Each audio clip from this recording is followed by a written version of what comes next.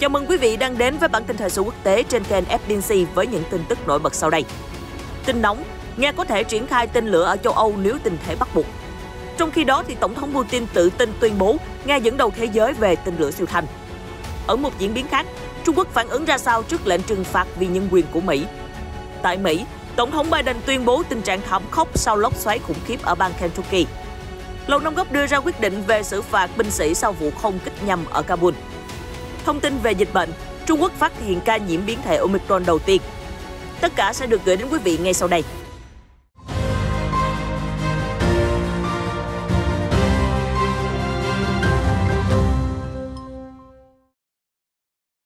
Reuters đưa tin, Nga hôm 13 tháng 12 cảnh báo họ có thể buộc phải triển khai tên lửa hạt nhân tầm trung ở châu Âu để đáp trả những động thái tương tự từ Tổ chức Hiệp ước Bắc Đại Tây Dương NATO. Trong cuộc phỏng vấn với hãng tin RIA, Thứ trưởng Ngoại giao Sergei Ryabkov tuyên bố đó sẽ là bước đi cần thiết nếu NATO từ chối hợp tác với Moscow ngăn chặn tình trạng leo thang. Bình luận của ông càng tăng sự uy hiếp của Nga trong thế trận Đông Tây giữa lúc căng thẳng về vấn đề Ukraine đang tăng nhiệt. Ukraine cùng Mỹ và các đồng minh nhiều tuần qua cáo buộc Nga tập trung hơn 100.000 quân dọc biên giới và lên kế hoạch tấn công Ukraine. Đáp lại, Nga gọi các cáo buộc là cuồng loạn và nói rằng Mỹ cùng các đồng minh đang có hành động khiêu khích, đặc biệt là với cuộc tập trận quân sự ở Biển Đen. Moscow khẳng định mọi động thái quân sự của họ ở biên giới phía Tây hoàn toàn vì mục đích phòng thủ. Được biết, các tên lửa đạn đạo tầm trung có tầm bắn từ 500 đến 5.500 km đã bị cấm vĩnh viễn ở châu Âu theo Hiệp ước Lực lượng Hạt nhân tầm trung, gọi tắt là INF, được Mỹ và Liên Xô ký năm 1987. Năm 2019, Mỹ thông báo ngừng thực hiện các nghĩa vụ trong khuôn khổ hiệp ước trên.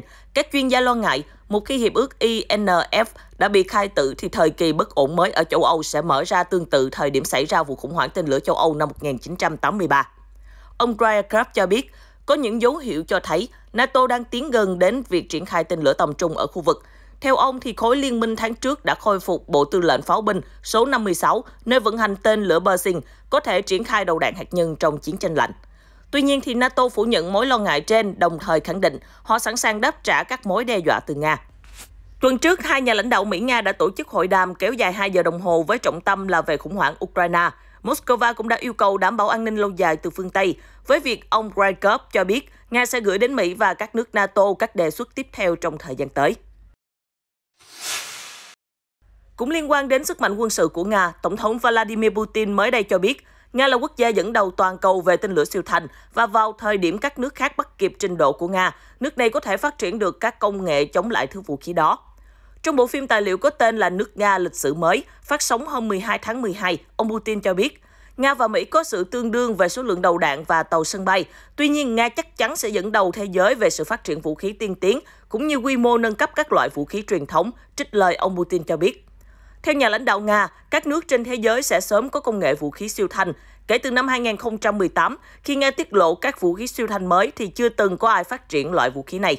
Khi họ có được vũ khí này thì chúng ta đã có cách chống lại nó, hãng tin Reuters trích lời ông Putin tuyên bố. Vào tháng 11 vừa qua, Tổng thống Putin nói rằng các cuộc thử nghiệm tên lửa hành trình siêu thanh Zircon của Nga sắp hoàn thành và việc bàn giao cho Hải quân sẽ bắt đầu vào năm 2022. Một số chuyên gia phương Tây đang tìm hiểu về thế hệ vũ khí mới của Nga, nhưng thừa nhận rằng sự kết hợp giữa tốc độ, tính động cơ và độ cao của tên lửa siêu thanh khiến chúng khó bị theo dõi và đánh chặn. Tên lửa siêu thanh di chuyển với tốc độ gấp 5 lần tốc độ âm thanh trong tầng khí quyển cao, khoảng 6.200 km/h. Tốc độ này vẫn chậm hơn so với tên lửa đạn đạo xuyên lục địa. Tuy nhiên, thì hình dạng của tên lửa siêu thanh cho phép nó có thể nhắm tới mục tiêu hoặc tránh xa các hệ thống phòng thủ. Được biết, chi tiêu quân sự của Moscow thấp hơn nhiều so với Washington. Theo dữ liệu của Ngân hàng Thế giới, thì Nga chi 62 tỷ đô la cho quân sự vào năm 2020, trong khi chi tiêu quân sự của Mỹ đến 778 tỷ đô la. Bộ trưởng Không quân Mỹ Frank Kendall hồi tháng 11 nói rằng Mỹ và Trung Quốc đang tham gia vào một cuộc chạy đua vũ trang để phát triển vũ khí siêu thanh sát thương nhất. Ở một diễn biến khác, thì Bộ Ngoại giao Trung Quốc hôm 13 tháng 12 tuyên bố Bắc Kinh sẽ đáp trả bất kỳ hành động liều lĩnh nào của Mỹ, đồng thời kêu gọi Washington rút lại các lệnh trừng phạt mới đây của Washington. Trước đó, thì vào hôm 10 tháng 12, Mỹ áp đặt các biện pháp trừng phạt liên quan đến vấn đề nhân quyền với hàng chục cá nhân và thực thể liên quan tới Trung Quốc, Myanmar, Triều Tiên và Bangladesh. Phát ngôn viên của Bộ Ngoại giao Uông Vân Bân gọi các lệnh trừng phạt là hành động sai trái. Chúng tôi kêu gọi Mỹ ngay lập tức rút lại quyết định sai lầm có liên quan và ngừng can thiệp vào công việc nội bộ của Trung Quốc, cũng như làm tổn hại đến lợi ích của Trung Quốc. Nếu Mỹ hành động liều lĩnh, Trung Quốc sẽ thực hiện mọi biện pháp để đáp trả. ông Uông Vân Bân tuyên bố trong một cuộc họp báo hôm thứ Hai. Đây là đòn đánh mới nhất trong một loạt các biện pháp trừng phạt được Washington đưa ra giữa lúc Mỹ chủ trì hội nghị vì dân chủ, sự kiện quy tụ hơn 100 đại diện các nước, với Mỹ công bố các sáng kiến tăng cường nền dân chủ toàn cầu. Theo Reuters, Bộ Tài chính Mỹ đã thêm công ty trí tuệ nhân tạo Trung Quốc SenseTime Group vào danh sách đen đầu tư, cáo buộc công ty này đã phát triển các chương trình nhận diện khuôn mặt nhắm đến người dân tộc thiểu số, đặc biệt là người Duy Ngô Nhị ở Tân Cương. Theo đó, các nhà đầu tư Mỹ bị cấm đầu tư vào SenseTime Group. Các chuyên gia Liên Hiệp Quốc và các nhóm nhân quyền ước tính hơn 1 triệu người, chủ yếu là người Duy Ngô Nhĩ và người dân tộc thiểu số Hồi giáo khác, đã bị giam giữ trong nhiều năm gần đây tại hệ thống trại giam lớn nhất của Trung Quốc ở vùng Tân Cương. Tuy nhiên, Trung Quốc đã bác bỏ mọi cáo buộc. Ngoại trưởng Mỹ Antony Blinken đã đưa ra cam kết mạnh mẽ với Indonesia trong chuyến thăm vào hôm 13 tháng 12. Reuters dẫn lời một quan chức cấp cao cho biết, ông Blinken đang có chuyến công du đầu tiên đến Đông Nam Á nhằm tăng cường quan hệ với khu vực từ lâu đã trở thành đấu trường chiến lược của Washington và Bắc Kinh. Có mặt tại chặng dừng chân đầu tiên ở Indonesia, Ngoại trưởng Blinken đã gặp gỡ Tổng thống Joko Widodo trước khi đến thăm Malaysia và Thái Lan trong chuyến công du đến ngày 16 tháng 12. Tối ngày 13 tháng 12 theo giờ địa phương, thì trong cuộc gặp với Tổng thống Widodo tại Dinh Độc lập ở thủ đô Jakarta, Ngoại trưởng Mỹ Antony Blinken bày tỏ cam kết mạnh mẽ của Mỹ đối với Indonesia trong hợp tác song phương, từ lĩnh vực từ kinh tế, cơ sở hạ tầng cho đến y tế. Tại cuộc họp báo sau cuộc gặp, Ngoại trưởng Indonesia Retno Marsudi cho biết, Tổng thống Joko Widodo bày tỏ kỳ vọng hai bên có thể hợp tác chặt chẽ trong lĩnh vực kinh tế, đặc biệt là trong đầu tư. Ngày 14 tháng 12, Ngoại trưởng Mỹ dự kiến có cuộc gặp song phương với Ngoại trưởng Indonesia và có bài phát biểu quan trọng về chiến lược Ấn Độ Dương-Thái Bình Dương của Mỹ tại thủ đô Jakarta. Theo thông báo Đại sứ quán Mỹ tại Jakarta, chuyến thăm tới khu vực Đông Nam Á của Ngoại trưởng Mỹ lần này nhằm tăng cường quan hệ với các đồng minh và thúc đẩy tự do hàng hải ở Biển Đông. Trợ lý Ngoại trưởng Mỹ phụ trách vấn đề Đông Á, ông Daniel Grittenbing, nói rằng ông Blinken sẽ theo đuổi mục tiêu của Tổng thống Joe Biden là đưa cam kết với ASEAN lên mức chưa từng có. Theo đó, Washington sẽ tập trung vào củng cố hạ tầng an ninh khu vực để đối phó với sự bắt nạt từ Trung Quốc, cũng như tăng cường hợp tác với ASEAN về các lĩnh vực kinh tế số, chuỗi cung ứng, thương mại, năng lượng sạch. Liên quan đến vụ lốc xoáy khủng khiếp khiến gần 100 người thiệt mạng ở Mỹ, Tổng thống Mỹ Joe Biden ngày 12 tháng 12 tuyên bố tình trạng thảm khốc liên bang lớn tại bang Kentucky. Quyết định trên đã mở đường cho việc cấp thêm ngân sách liên bang nhằm hỗ trợ hàng nghìn người đang trong cảnh mất nhà cửa, thiếu lương thực, nước uống và điện sinh hoạt sau thảm họa. Theo thông cáo của Nhà Trắng, viện trợ của liên bang sẽ được cung cấp tới những người bị ảnh hưởng tại một số hạt, bao gồm Caldwell, Fulton và một số hạt khác. Các hỗ trợ sẽ bao gồm chi phí cho nơi ở tạm thời và sửa chữa nhà cửa, các khoản vay để khắc phục thiệt hại về tài sản không được bảo hiểm và nhiều chương trình khác để hỗ trợ các cá nhân và chủ doanh nghiệp phục hồi sau thảm họa. Trước đó, Thống đốc bang Kentucky Andy Beshear đã chính thức đề nghị tuyên bố tình trạng thảm họa sau khi trận bão và lốc xoáy tấn công bang này. Tổng thống Biden đã tiếp nhận và phê chuẩn đề nghị vào tối ngày 12 tháng 12. Thống đốc Beshear cho biết đây là trận lốc xoáy hủy diệt chưa từng thấy trong lịch sử bang Kentucky, làm sập cả những công trình kiên cố nhất bằng bê tông cốt thép. Ông ước tính số người thiệt mạng vì thảm họa là 80 và có khả năng tăng lên hơn 100 người. Lực lượng cứu hộ Mỹ hiện đang chạy đua với thời gian để tìm kiếm những người mất tích. Khoảng 50 trận lốc xoáy đã quét qua 8 bang của Mỹ trên lộ trình khoảng 365 km vào cuối tuần qua, đã làm nhiều khu dân cư trên một vùng đất rộng lớn tan hoang.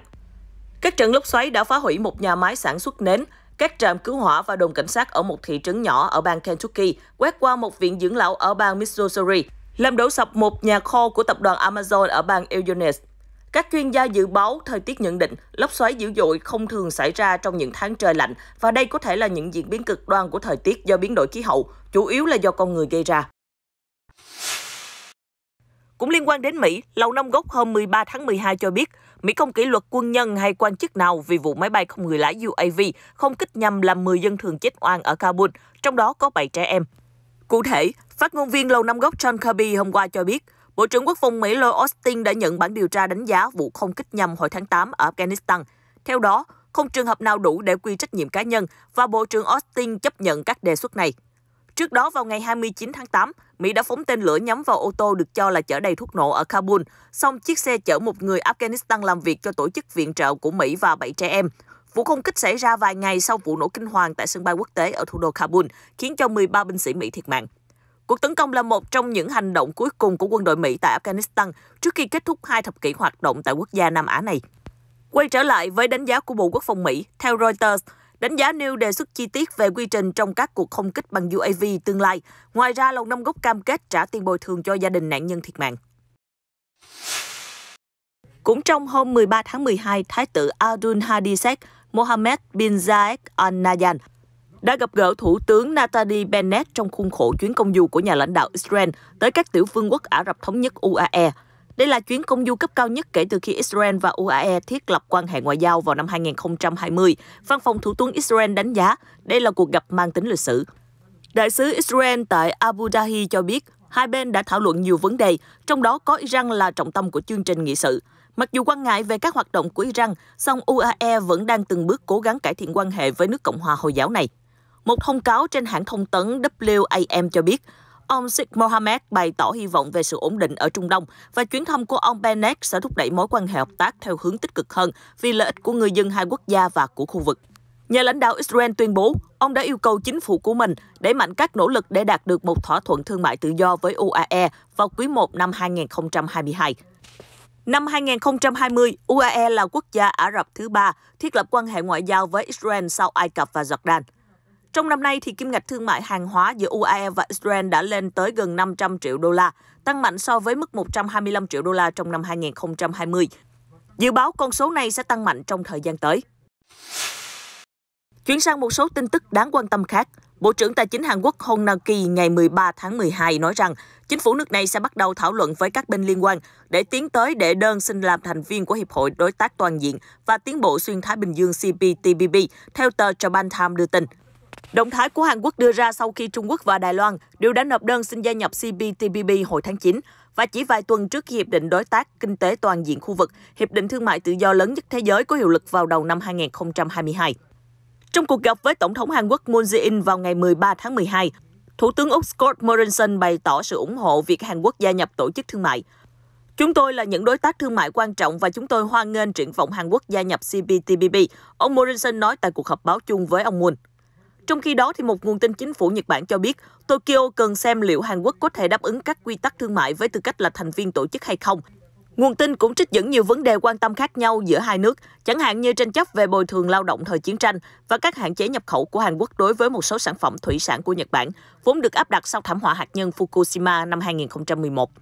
Theo Japan Times, việc cả Trung Quốc và Đài Loan cùng đệ đơn tham gia thỏa thuận, vốn được Mỹ khởi xướng nhằm đối trọng Bắc Kinh, khiến các thành viên CPTPP phải đắn đo tính toán cơ hội và rủi ro. CPTPP hiện có 11 thành viên bao gồm Việt Nam. Để tham gia hiệp định này, thì các quốc gia phải đàm phán về quy định thuế quan cũng như các điều kiện trong việc tiếp cận thị trường của nhau.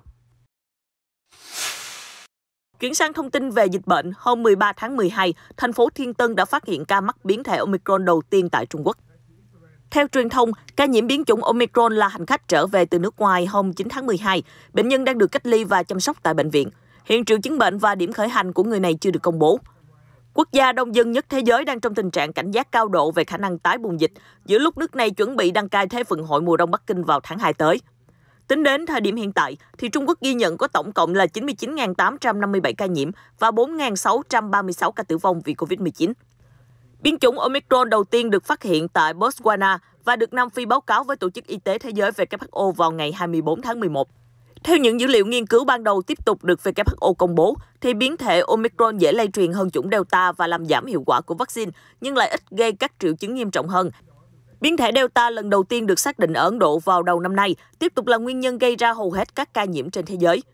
Việc Nam Phi phát hiện ra chủng Omicron có số lượng lớn các đột biến vào tháng trước đã khiến cho nhiều quốc gia trên thế giới áp đặt lệnh cấm đi lại đối với khu vực miền Nam châu Phi, cũng như đưa ra các biện pháp hạn chế trong nước và làm chậm sự lây lan của biến thể này. WHO cho biết Omicron đã lây lan đến 63 quốc gia kể từ ngày 9 tháng 12. Sự lây truyền nhanh hơn đã được ghi nhận ở Nam Phi, nơi Delta ít phổ biến hơn, và ở Anh, nơi Delta là chủng vượt trội. Nhưng WHO nhấn mạnh, việc thiếu dữ liệu nên không thể nói liệu tốc độ lây truyền của Omicron là do nó ít có tác dụng phản ứng miễn dịch hơn, hay bản chất là khả năng lây truyền nhanh hơn, hay là sự kết hợp của cả hai. Bằng chứng ban đầu cho thấy Omicron gây ra sự suy giảm hiệu quả của vaccine. WHO cho biết như vậy trong một bản tóm tắt kỹ thuật. Văn bản đó có đoạn, với dữ liệu có sẵn hiện tại thì có khả năng Omicron sẽ vượt xa biến thể Delta khi bùng phát ngoài cộng đồng. Các loại vaccine có dấu hiệu giảm hiệu quả nhưng không giảm quá nhiều. Omicron đến gây ra bệnh nhẹ hoặc các trường hợp không có triệu chứng, nhưng WHO cho biết dữ liệu hiện nay không đủ để xác định mức độ nghiêm trọng lâm sàng và mãn tính lâu dài của biến thể. Hiện các quốc gia có đủ nguồn cung cấp vaccine như Anh và Pháp đã khuyến khích dân của mình tiêm mũi tăng cường thứ 3 để chống lại Omicron. Tin tức vừa rồi cũng đã kết thúc bản tin thời sự quốc tế hôm nay. Cảm ơn sự quan tâm của quý vị. Hãy đăng ký kênh để cập nhật những diễn biến mới nhất trong các bản tin tiếp theo của FPNC. Xin chào và hẹn gặp lại.